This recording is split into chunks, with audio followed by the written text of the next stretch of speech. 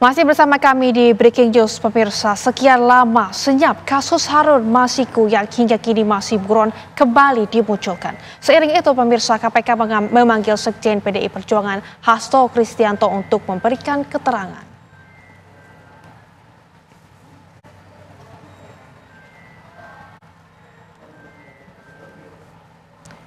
Ya, pemirsa, nama Hasto Kristianto, jikalau kita lihat, ini mendadak mencuat dalam pusaran kasus suap Harun Masiku saat ia diperiksa sebagai saksi oleh Komisi Pemberantasan Korupsi atau KPK pada 10 Juni 2024 lalu.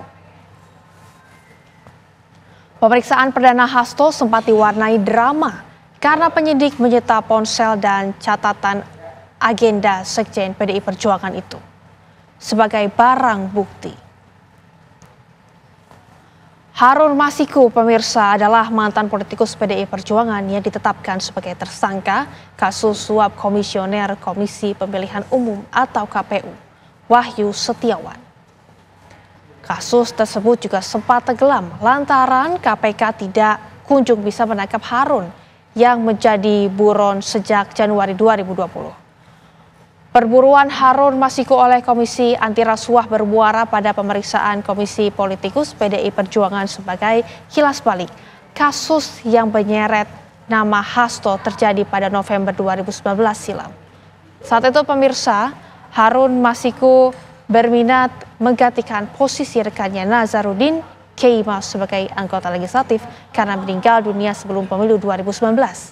Namun keinginan Harun itu terganjal aturan. Terduga demi bisa duduk di parlemen, Harun menyuap komisioner KPU Wahyu Setiawan. Uang haram itu, pemirsa, disebut-sebut diberikan kepada Wahyu melalui orang terdekat Hasto. Dalam sejumlah kesempatan, Hasto mengaku akan bersikap kooperatif.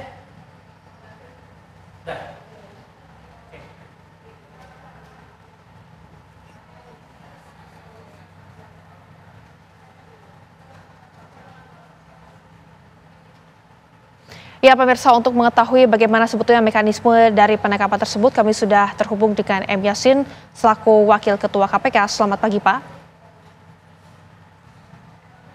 Ya, selamat pagi, Mbak. Baik, Pak, ini kami ingin tahu untuk penetapan sebagai tersangka, kemudian mekanismenya dari KPK sendiri seperti apa, Pak? Ya,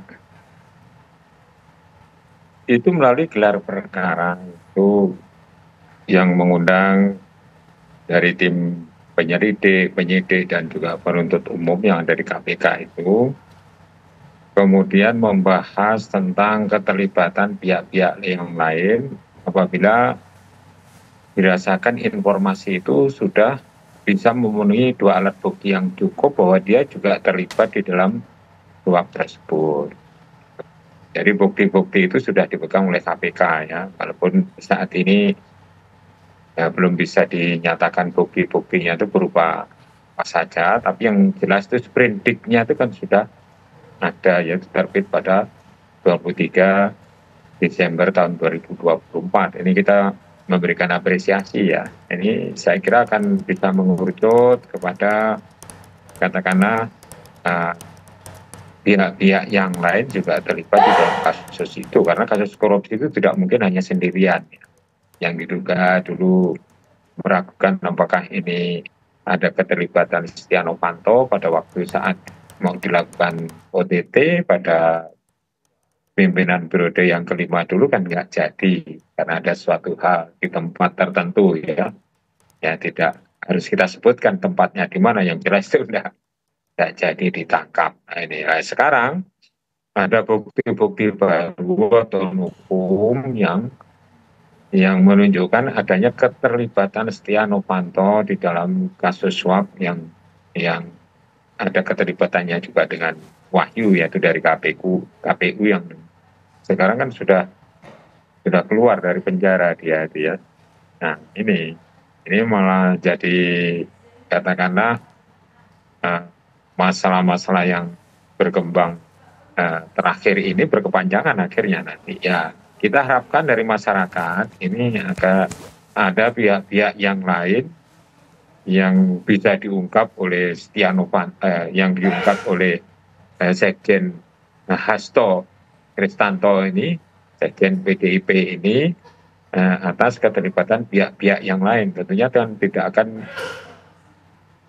dia itu sendirian, apalagi kalau dia mau sebagai whistleblower ya. Sehingga akan meringankan hukuman dia kalau dia menyampaikan siapa saja pihak yang terlibat dengan kasus ini, kasus KPU ini ya. Harun Masiku, mungkin ada pihak-pihak yang lain yang nanti akan katakanlah ya akan tahu siapa sebenarnya yang merekayasa kasus ini. Begitu, Mbak. Baik, Pak Jasin, ini kami juga ingin tahu mengenai sprindik, apakah kemudian harus menunggu ditandatangani oleh semua anggota KPK dan juga seluruh pengurus serta ketua atau seperti apa dari pengalaman Anda?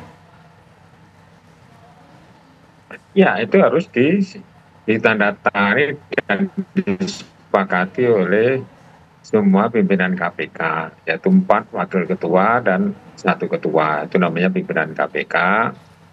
Dia tidak bisa misalnya itu ditetapkan oleh satu pihak saja, itu wakil ketuanya atau ketuanya itu tidak bisa, tapi harus bersama-sama. Setelah mendengar yaitu gelar perkara yang diikuti oleh 5 pimpinan KPK bersama dengan tim penyelidik, tim penyidik, dan tim penuntut umum di KPK. Karena penuntut umumnya kan ada di KPK juga.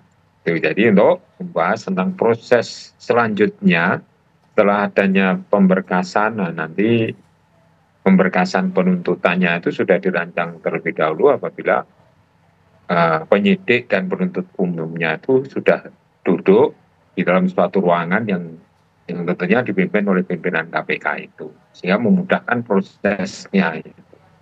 Saya kira ini akan menjadi cepat dan tidak mentah lagi atau tidak menguap, ya, karena KPK kan berbeda kan, seperti itu. Apabila tersangka segera di pemberkasan dan segera naik ke pengadilan, dan itu pasti sudah disepakati oleh tim penuntut umum yang ada di KPK. Begitu, Mbak. Prosedurnya seperti itu. Harapan masyarakat, ini harus cepat dan juga harus menyampaikan tentunya. Kalau ini terkait dengan Harun Masiku kan ditanya, Harun Masiku itu sebenarnya ada di mana? Nah, ini kan informasi ini menjadi penting. Kan ada dugaan ini disembunyikan, ya. Dugaan masyarakat kan boleh-boleh saja menduga itu.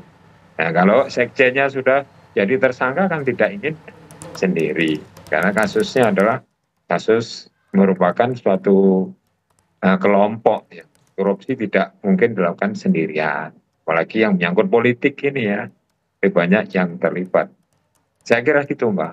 Kita mengharapkan bahwa ini segera diproses hukum dan segera naik ke pengadilan atau proses pemberkasan dan penuntutan di pengadilan tipikor, sehingga segera selesai dan segera bisa dikembangkan apabila ada pihak-pihak lain yang juga terlibat di dalam kasus ini.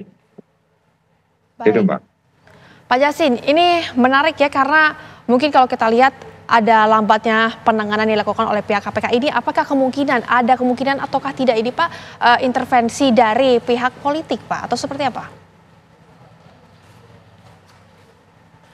Ya, ini kalau yang berkembang di masyarakat, ini dugaan ini kan boleh-boleh saja yang berkembang di masyarakat. Sejak batalnya atas penangkapan ini Hasto Kristanto ini di suatu tempat di Jakarta itu, dihalang-halangi pihak tertentu, itu yang jelas ada intervensi.